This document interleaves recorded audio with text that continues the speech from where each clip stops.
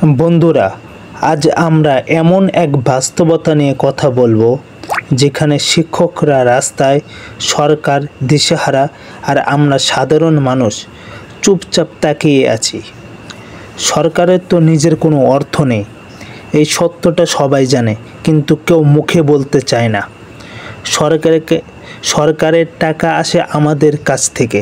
আমরা যে সকল কর, ট্যাক্স, ভ্যাট দিয়ে থাকি, সেই টাকা দিয়েই সরকার দেশ চালায়। এখন শিক্ষকরা আন্দোলন করছে, বলছে বেতন বাড়াতে হবে। তাদের দাবি একদম অযৌক্তিক নয়, কারণ জীবনের খরচ আকাশ ছোঁয়া। একজন শিক্ষক আজ সংসার চালাতে হিমশিম খাচ্ছে। বাড়ি ভাড়া, ওষুধ, সন্তানের শিক্ষার খরচ কিছুই সামলানো যায় না। কিন্তু প্রশ্ন হলো, এই মুহূর্তে সরকার যদি সব ভাতা বাড়ায়, তাহলে টাকাটা আসবে কোথা থেকে? সরকার তো কোনো ব্যবসা করে না, করে জনগণের কাছ থেকেই আয়। তাহলে এই বোঝা আবার পড়বে আমাদের ঘাড়েই। এর প্রতিফলন ঘটবে, মূল্যস্ফীতি বাড়বে, দ্রব্যমূল্য আকাশে উঠবে, আর সাধারণ মানুষ আরও কষ্টে পড়বে। আর একবার শিক্ষকরা বেতন বাড়ালে এরপর পুলিশ, ডাক্তার, অফিসার সবাই একই দাবি তুলবে। এভাবে একের পর এক চাপ তৈরি হবে পুরো অর্থনীতির উপর।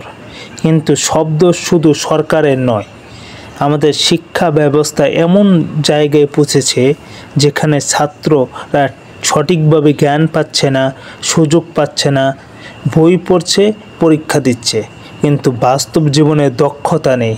এমন একটা সিস্টেমে শুধু বেতন বাড়িয়ে লাভ কী?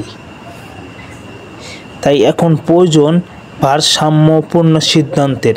শিক্ষকদের দাবি পূরণ করতে হবে, কিন্তু ধাপে ধাপে, পরিকল্পিতভাবে।